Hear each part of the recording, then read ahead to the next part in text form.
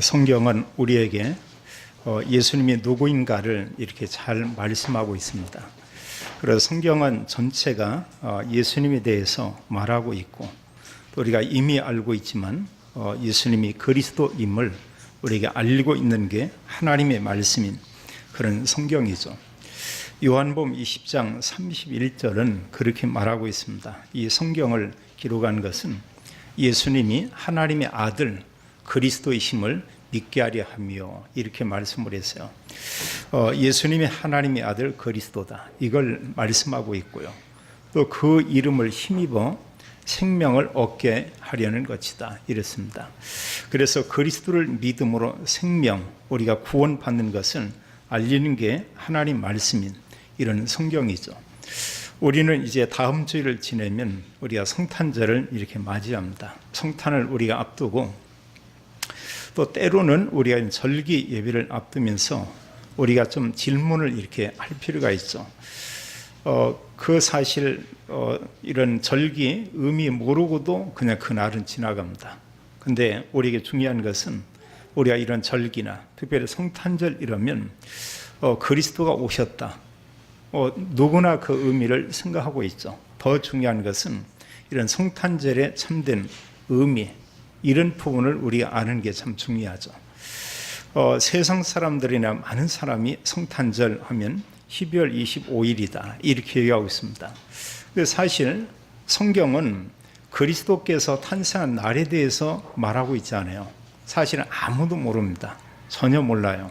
이제 기독인들이 모여서 의논한 끝에 한 날을 정해서 그리스도 오신 날을 기념하자. 그래서 이제 결정한 한 날이 12월 25일이죠. 물론 여기서 우리가 기억할 것은, 이제 다른 사람들이 이런 부분에 대해서 또 비난하는 사람도 있어요. 또 주로 이단들이 이 날에 대해서 이렇게 막 시비를 걸고 이런 경우 있습니다. 그날은 뭐 태양신을 섬기는 이런 날이다, 그날은 진정한 성탄절이 아니다, 이런 얘기도 하고 있습니다. 그러나 우리가 기억할 것은 중요한 게 뭐냐, 하나는 그리스도께서 분명히 오셨다는 거예요. 오신 그것을 우리가 이제 기념하는 거고요. 또 하나 우리가 참된 성탄절을 우리가 생각하면서 중요한 것은 뭐냐면 다른 게 아닙니다. 아무리 성탄절에 예배를 드렸고, 또 성탄절에 찬양을 하고, 또 성탄절에 막 좋은 행사를 갖는다고 해도 그리스도 모른다, 아무것도 안 해요. 그래서 진정한 성탄의 중요한 것은 우리가 뭐냐면 예수님이 그리스도임을 바로 아는 겁니다. 이게 중요해요. 분명히 그리스도가 오셨고 예수님만이 오직 그리스도다, 이 사실과 함께 또 하나 이제 중요한 것은 진정한 성탄 이런 부분에서 우리가 붙잡을 중요한 이런 내용이 겁니다. 그리스도께서 우리와 함께 계시다고 하는 것, 이걸 정말로 알고 누리면 그리스도가 12월 25일 이때 오셨다, 이보다 더 중요한 게 지금 그리스도가 나와 함께 계신다, 이게 참 중요하죠. 그렇다면 그분은 날마다 성탄절이라고 볼 수 있습니다. 그분의 삶은 평생 동안 모든 날이 성탄절이다, 이렇게 볼 수 있겠죠. 그러면서 성탄절의 참된 축복을 진짜 누리고 참된 성탄절을 날마다 모든 삶 속에서 체험하는 게 뭐냐, 예수님이 그리스도임을 우리가 증거하는 거죠. 그걸 보고 우리가 전도, 선교 이렇게 말하고 있습니다. 오늘 예배 드린 모든 성도는 이 시간부터 우리가 평생 동안 우리 삶 모든 날이 성탄절이 되고 성탄의 축복을 누리는 이런 참 성탄을 알고 누리며 증거하는 이런 모든 성도가 되기를 예수님의 이름으로 축원합니다. 그러나 참된 우리가 성탄절에 이런 축복을 누리기 위해서 우리가 반드시 알아야 될 게 있죠. 첫 번째, 그게 뭐냐, 성경은 우리가 말하고 있습니다. 예수 그리스도, 이분에 대해서 우리가 제대로 아는 게 참 중요해요. 성경은 예수님이 그리스도다 이렇게 말하고 있습니다. 오늘 성경에 말씀하기를요, 1장에 보면은 그렇게 말하고 있습니다. 1장 1절에 아브라함과 다윗의 자손 예수 그리스도의 계보라, 이렇게 말씀하고 있고요. 또 16절은 말씀하기를 마리아에게서 그리스도라 이래서요. 그리스도라 칭하는 이제 예수가 나시니라 이러고 있습니다. 자, 그리스도가 오셨는데 그분이 바로 예수다 이렇게 말하고 있어요. 그리고 17절도 말씀하기를 여러 대를 이렇게 셋으로 나누어 가지고 그리스도에 대해서 이렇게 말씀하고 있습니다. 그럼 성경은 말씀하기를 예수 그리스도의 나심은 이러하다. 성령으로 잉태해서 이 땅에 오셨는데 그 주님께서 약속한 그리스도 그분이 오시는데 그 이름은 예수라 하라 이렇게 말씀을 했죠. 그리고 말씀한 그대로 예수 그리스도가 탄생을 했습니다. 성경은 기록하기를 그 이름을 임마누엘 그리스도 이렇게 말하고 있어요. 그래서 우리가 중요한 것은 자, 예수가 정말 그리스도다. 굉장한 얘기예요. 그래서 오늘 성경은 우리에게 말씀하고 있고 또 성경은 기록하기를 예수 그리스도가 이 땅에 탄생한 것을 말하고 있죠. 그래서 전체 성경의 핵은 그리스도를 말하고 있습니다. 창세기 3장 15절에 사람이 범죄하자마자 하나님은 여자의 후손을 보내겠다. 이게 지금 그리스도를 얘기하고 있죠. 그리스도께서 오실 것이다. 또 이사야 7장 14절에도 잘 말하고 있습니다. 보라 처녀가 잉태하여 아들을 낳을 것이요 그 이름을 임마누엘이라 하리라. 우리가 그런 내용을 깊이 묵상하면 정말로 굉장합니다. 하나님께서 그리스도를 보냈는데 그분이 누구냐? 임마누엘 그랬어요. 그럼 우리가 잘 알죠. 임마누엘은 하나님이시잖아요. 하나님께서 우리와 함께 계시다. 하나님께서 우리에게 이미 오셨습니다. 그분이 바로 예수 그리스도죠. 그럼 마태복음 1장에서 누가복음 1장 2장에서 예수 그리스도의 탄생에 대한 내용을 아주 상세하게 잘 기록했어요. 오늘 성경에 말씀하기를 그리스도의 탄생을 그렇게 말하고 있습니다. 18절은 예수 그리스도의 나심은 이러하니라.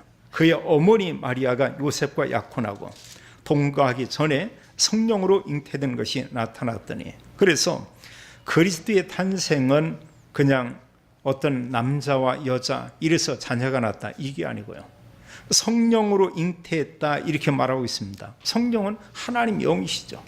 하나님이신 그분께서 여인의 몸, 그 여인의 이름을 마리아 이렇게 얘기했습니다. 마리아의 몸을 통해서 이 땅에 오신 거예요. 또 주의 사자가 다윗에게 말하기를 내 안에 데려오기를 무서워하지 말라. 그에게 잉태된 자는 성령으로 된 것이라 이렇게 말하고 있어요. 중요한 단어가 그리스도는 성령으로 잉태해서 이 땅에 출생했다고 하는 그 사실. 그럼 하나님께서 그리스도를 보냈는데 왜 보냈냐? 우리가 이런 부분에 우리가 질문을 해볼 필요가 있죠.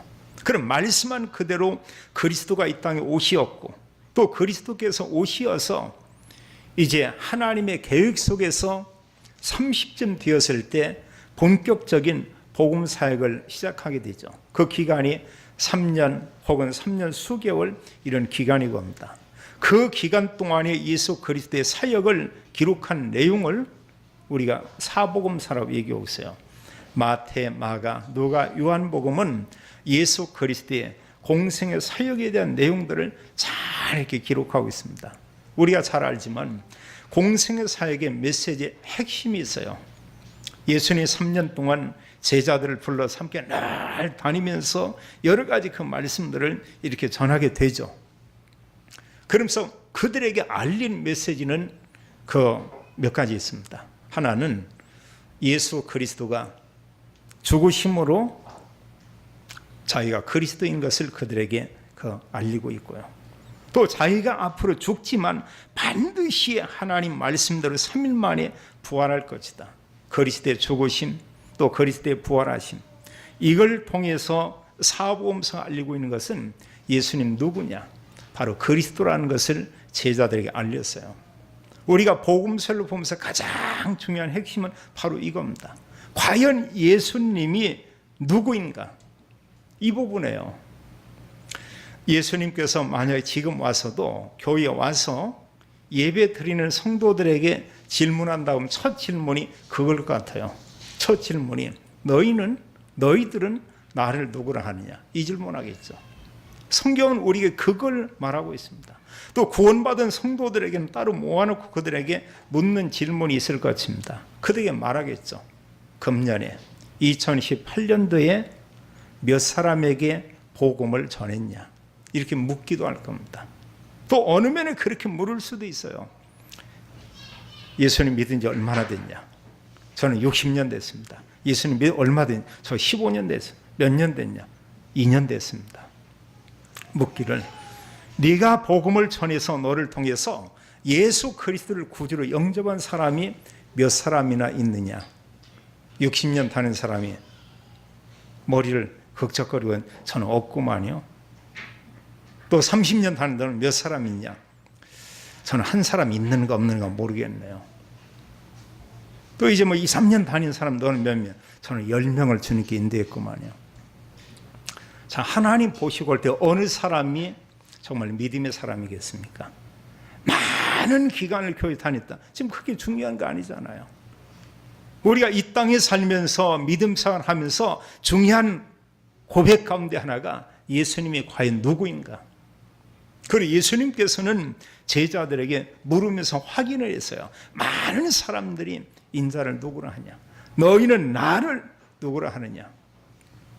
대부분의 사람들이 올바른 신앙 고백을 하지 못했습니다.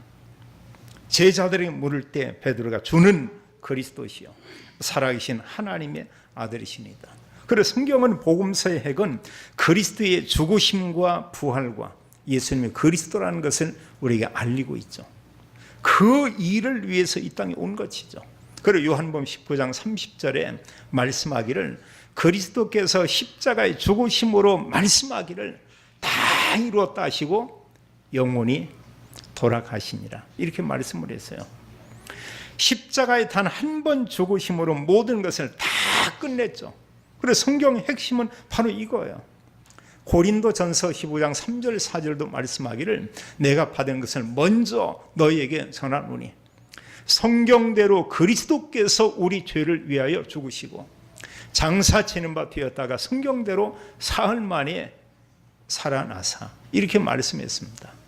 자, 우리는 많이 들었어요. 들었지만 지구촌의 모든 사람은 듣지 못한 얘기입니다.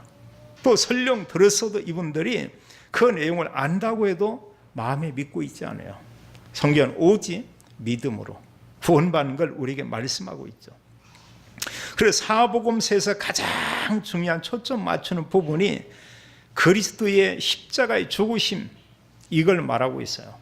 그리고 또 성경에서 마지막 부분의 사복음서에 중요하게 말하는 것은 매 성경의 끝장에서는 그리스도의 부활에 대한 것을 말씀하고 있습니다. 그리고 부활과 함께 부활하신 후에 교회에게 주신 이런 말씀이 있죠.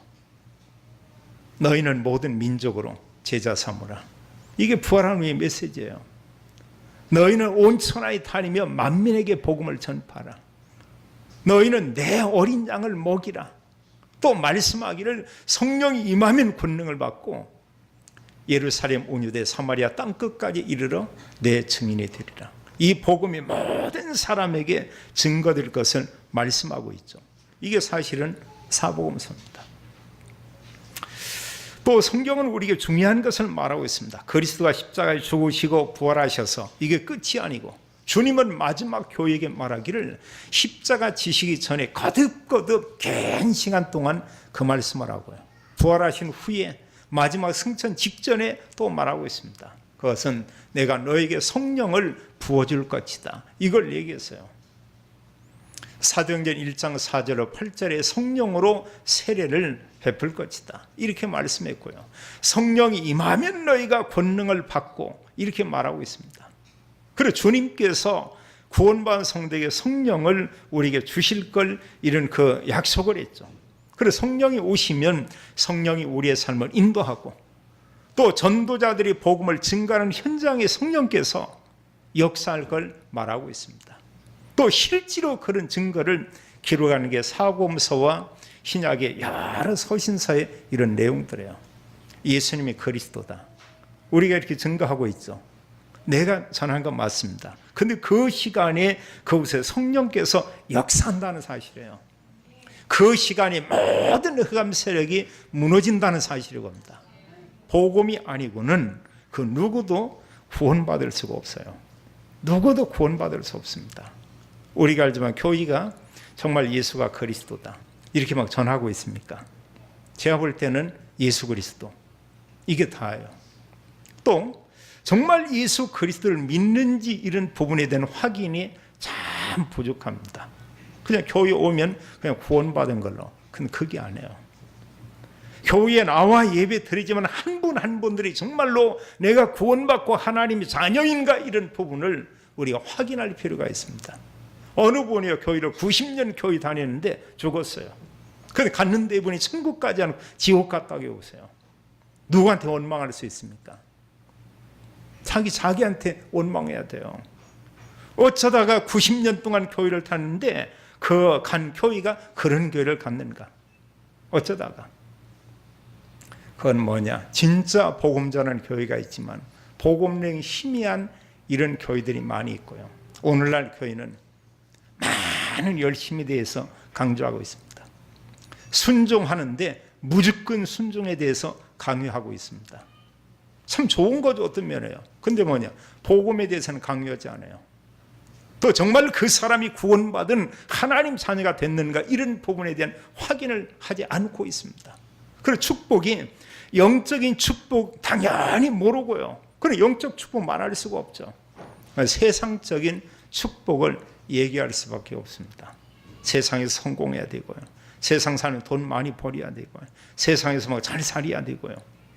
필요해요. 근데 우리가요, 사실 복음과 전혀 상관이 없이 성공하고 복음과 전혀 관계없는 삶을 살면서 내가 돈을 많이 갖고 내가 부자가 됐다. 무슨 의미가 있어요?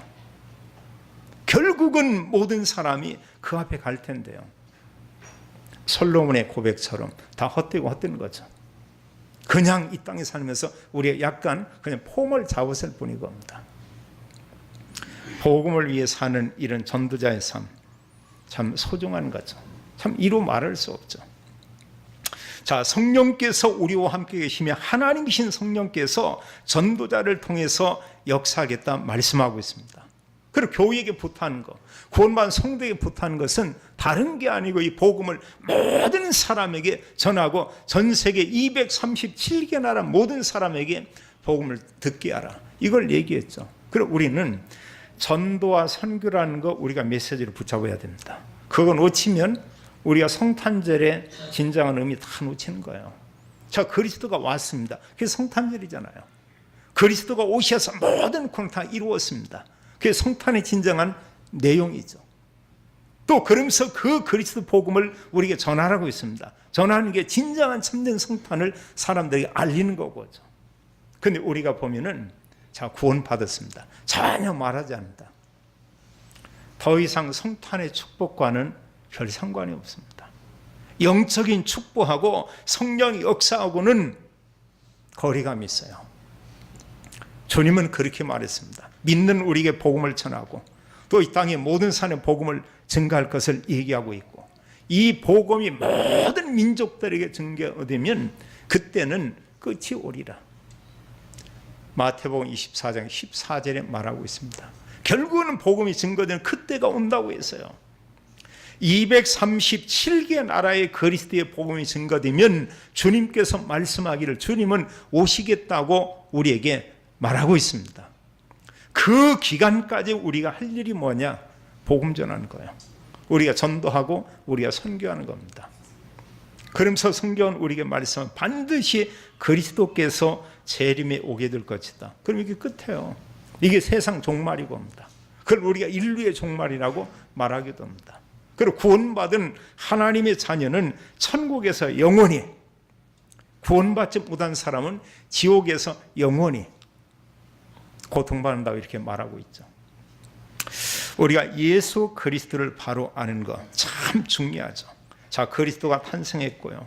그리스도의 죽으심과 부활로 모든 구원을 이루시고 그러면서 주님께서 이제 구원받은 성도들을 통해서 복음을 전하는데 성령으로 역사하고 주님께서 반드시 다시 재림에 오며 주님 오시게 되면 이 세상이 아닌 새 하늘과 새 땅, 천국에서 구원받은 성도가 영원히 산다고 말하고 있습니다. 자, 우리가 성탄절을 맞이하면서 성탄의 중요한 그 내용이 겁니다. 주님 오셨습니다. 그러면 주님께서, 그리스도께서 왜 왔냐는 것입니다. 그리스도의 일을 하기 위해서 그분께서 오신 것이죠. 그래서 두 번째는 예수 그리스도께서 이 땅에 오셔서 한 일이 무엇인가? 인간의 모든 문제 완전히 해결했습니다. 이미 우리가 알고 있죠. 근데 모든 사람에게 모든 문제 끝났다 우리가 말할 수 있지만 사람들은 잘 몰라요. 이런 많은 일, 1000가지, 10,000가지 일 가운데 가장 핵심이 되는 이런 문제가 뭐냐? 그게 바로 창세기 3장이죠. 성경은 죄에 대해서 말하고 있습니다. 특히 원죄, 나의 행위와 전혀 상관없잖아요. 그 원죄로 인해서 모든 사람이 하나님 떠나게 되는 것을 말하고 있습니다. 하나님 떠난 모든 사람이 사탄에게 소속되어 있다고 말하고 있어요. 성경은 마귀의 종 이렇게 표현하고 있고요. 성경은 진노의 자녀 이렇게 말하기도 있고요. 성경은 마귀의 자녀 이렇게 말하고 있습니다. 신본이 마귀의 자녀다 이렇게 말하고 있어요. 빠져나올 수가 없죠. 그래서 성경은 우리에게 말씀하기를 인간의 가장 큰 문제가 뭐냐? 원죄. 인간의 문제가 지금 뭐냐? 죄로 인해서 다 하나님 떠나 있다. 구원받지 못하면 지옥에 갈 수밖에 없다. 이걸 말하고 있고요. 또 하나님 떠난 모든 사람이 사탄에게 완전히 사로잡혀 있는 이것을 얘기하고 있습니다. 자, 마귀 자녀가 모든 일이 다 잘 된다고 해보세요. 모든 일이. 자, 잘 되는데 결국 어느 날은 그날이 오게 돼 있죠. 우리가 어느 사람들이 암에 걸렸다 이러면 그런 얘기를 합니다. 저분이 시한부 인생이라고. 1년 전에 그러더라고요. 어느 분이 보면은 폐암 말기다 이런 얘기를 들었어요. 근데 이분이 계속 활동을 하더라고요. 활동하니까 그런가 보다. 근데 지난 한 3개월 전에 봤는데 몸이 좀 많이 이렇게 약해져 있더라고요. 근데 지난 주간에 보니까는 그분이 돌아가셨다고 이렇게 연락이 왔더라고요. 어느 분이 암에 걸렸다. 시한부 인생. 그럼 그 사람뿐이 뭡니까? 모든 사람은 알고 보면 그 날이 정해져 있죠.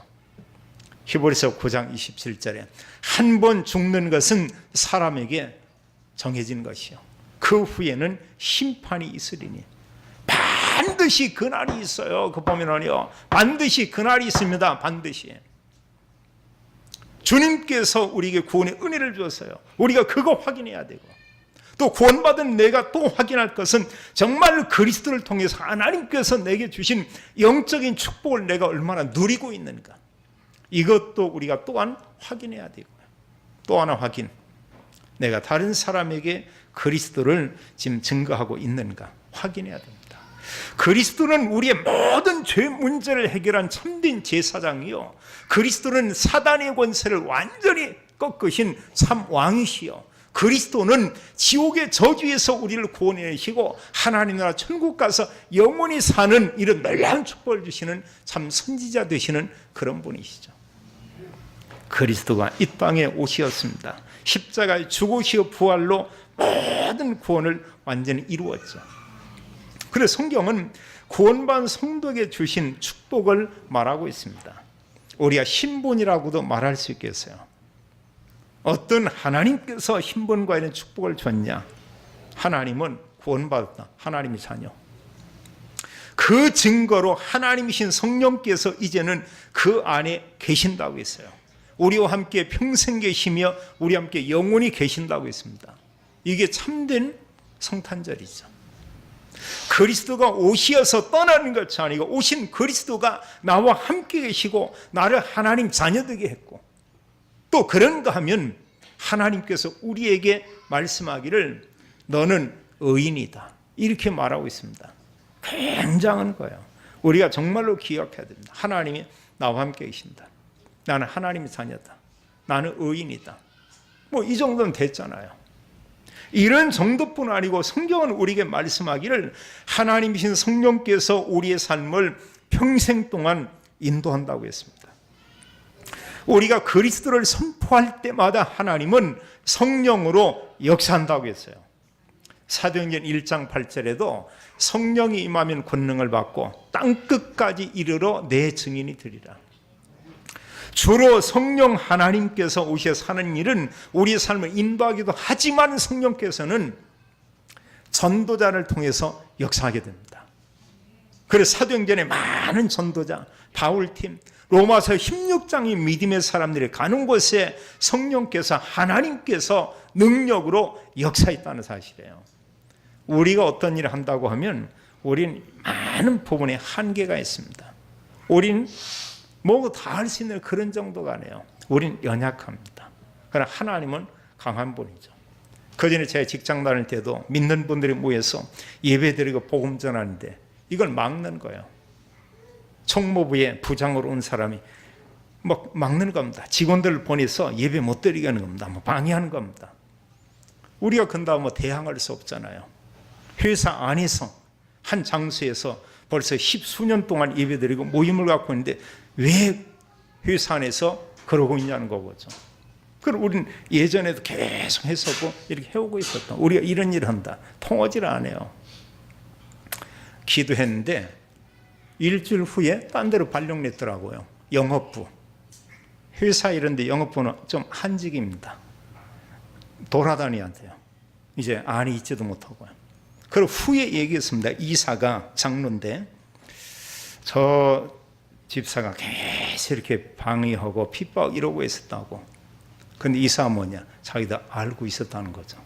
몰라. 그분이 보냈는지 아니면 하나님이 보냈는지 어쩌나 몰라도 발령이 불과 얼마 만에 영업부로 났어요. 총무부에서. 총무부장 제일 끝발이 있습니다. 영업부장 제일 끝발이 없습니다. 예배 마음껏이요. 그 회사가 멀리 이렇게 이전하기 전까지 계속 예배 드리고 복음도 하는 이런 모습을 보았습니다. 자, 복음을 전할 때 하나님께서 그때 역사하죠. 또 우리에게 말할 수 없는 하나님 큰 권세를 줬다는 사실이에요. 전도자 간다. 성령 역사하며 전도자 가는 곳에 하나님이 주의 군대를 보내고 그 시간에 모든 흑암 세력이 다 무너지죠. 우리가 이 땅에 사는데 성경 말씀하기를 우리 시민권이 하나님 나라 천국에 있다고 했습니다. 우리에게 말할 수 없는 권세를 줬는데 우리를 통해서 복음이 증거되면 모든 사람이 모든 현장에 다 살아난다고 이렇게 말씀하고 있어요. 이게 전도자가 누릴 신분과 권세입니다. 자, 그렇다면 우리가 성탄절을 맞이하면서 그리스도인들이 성탄의 진정한 의미를 우리가 생각할 필요가 있죠. 그럼 성탄절이 뭐냐? 그리스도를 얼마나 깊이 생각하고 그리스도를 얼마나 삶 속에서 정말 누리냐. 이게 중요한 거예요. 그리스도가 매일 나와 함께 있다. 그럼 매일 성탄절이죠. 늘 그리스도를 다른 사람은 선포하고 있다. 진정한 성탄절이 겁니다. 자, 예수 그리스도가 이 땅에 오셨다. 그 날을 기념하는 게 성탄절인데 그리스도가 왜 오셨고 그리스도께서 어떤 일을 했고 그리스도를 믿는 자에게 하나님 어떤 축복을 주고 이런 의미를 우리가 찾는 게 중요하죠. 성경은 예수 그리스도의 탄생에 대해서 말하고 있어요. 사복음서는 그리스도의 공생의 사역에 대해서 잘 말하고 있습니다. 복음을 전하면서 그리스도 아는 사람을 제자로 세웠고요. 그런 마지막 구원을 이루기 위해서 십자가 죽으시고 부활로 완전한 구원을 다 이루었습니다. 그리고 말씀하기를 나를 믿는 자는 예수 그리스도 믿는 자에게 성령이 그와 함께 계실 것이다. 성령 하나님이시잖아요. 그래, 하나님께서 나와 함께 있다. 이보다 더 큰 축복이 없죠. 내가 하나님 자녀다. 더 큰 축복이 없죠. 나는 신분이 하나님 볼 때 뭐냐? 의인이다. 어느 면에 다라고 볼 수 있습니다.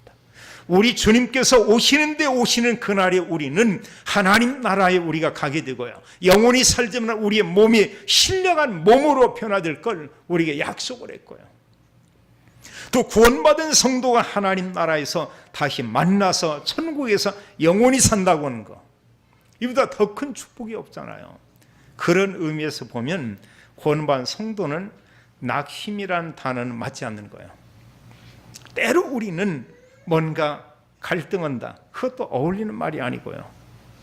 우리가 늘 염려 근심한다. 그것 또한 그렇고요. 우리가 이런 언약의 말씀을 가지고 기도하고 있다고 하면 이런 가운데 하나님께서 하나하나 모든 것을 이루어 나가는 걸 우리가 보게 될 것입니다. 정말로 하나님 살아계시고 하나님 역사하는 이런 증거들을 우리가 볼 수 있겠죠. 이번에 중직자 대회에서 이제 그 복음 운동에 이런 그 증인들 해가지고 어른 목사님들이 한 뭐 6분 이쯤 되는 분들이 그동안 본인들이 한 30년 이상 이런 사역을 해오면서 그런 증거한 이걸 이렇게 만드는 게 있어요. 이분들이 그 시작할 때는 30대 뭐 40대 초반이는 지금 이분들이 다 70대를 넘어서고 있습니다. 그 기간 동안 뭐 있냐? 예수는 그리스도. 이 복음만 전해왔다고 하는 거. 정말 예수가 그리스도라는 복음을 증거하는 것 때문에 교단에서 외부에서 여러 사람들을 받은 이런 비난은 이루 말할 수 없고요. 전혀 상관없이 오직 그리스도 복음을 전하는 가운데 하나님이 이런 교회들을 정말 증인의 이런 교회를 세우셨고요. 이런 가운데 많은 제자들, 많은 전도 시스템이 세워진 이런 모습들을 이렇게 볼 수가 있었죠. 오늘 낮에 한번 핵심 시간에 그 영상을 좀 한번 보려고 합니다. 한편에 보면은 참 눈물이 없더라고요. 그 젊은 분들이 그런 사역을 했었는데 지금은 다 연세가 되시고요. 어느 분 걸음도 잘 못 걷고요. 말도 잘 제대로 못 하고. 그러나 우리가 보세요. 하나님께서 그 전도자들의 발걸음을 얼마나 정말로 귀하게 여기며 그분들이 하나님 나라 가겠지만 그로 인해서 얼마나 많은 후대와 이런 제자들이 세워졌는가 이로 말할 수 없죠. 제가 보면서 시대가 30년이 이제 지나갔구나. 이제는 다음 세대들 이들이 이 본격적으로 말씀 전할 사역할 이런 시간표가 벌써 됐구나. 이렇게 됐어요. 짧은 것 같지만 그게 벌써 30년 이상의 이런 시간이 이렇게 지나갔습니다. 중요한 것은 기간이 중요한 게 아니라 이분들이 그 기간 동안에 전도자의 삶을 살았다고 하는 거 굉장한 거죠. 하나님께서 우리에게 그리스도를 알게 했습니다. 그리스도와 함께 하나님이 이런 축복, 권세 엄청난 걸 주었죠. 이런 하나님께서 주신 내용, 그리스도와 함께 준 것을 우리가 깊이 생각하고요. 이러면서 우리가 결단하게 있습니다. 한 가지만 결단하면 돼요. 그 결단이 뭐냐? 전도자의 결단. 나는 지금부터, 나는 오늘부터, 나는 앞으로 이제 전도자로 정말로 살겠다. 나는 누구에게든지 어떤 사람이든지 정말 복음 전하는 그런 사람의 삶을 살겠다. 그런 전도자의 삶은 어떤 삶이냐? 다른 게 아니에요. 나는 사람이면 그 사람에게 복음 전한다. 하나님 이거고요. 또 하나 우리가 전도자의 삶은 어떤 거냐? 복음과 강단의 말씀을 가지고 모든 것을 보고 사람도 그 복음 가지고 우리가 보고 또 복음 가지고 말씀 가지고 생각하고 이런 복음 가지고 말하고 복음 가지고 우리가 이제는 행동하고요. 이러면서 우리의 모든 삶을 가지고 우리가 전도자의 삶 그걸 우리가 사는 것입니다. 이때 성령이 역사하게 돼 있어요. 복음과 강단의 말씀 가지고 살 때 그 사는 그 삶이 그게 되어지는 삶 오늘입니다.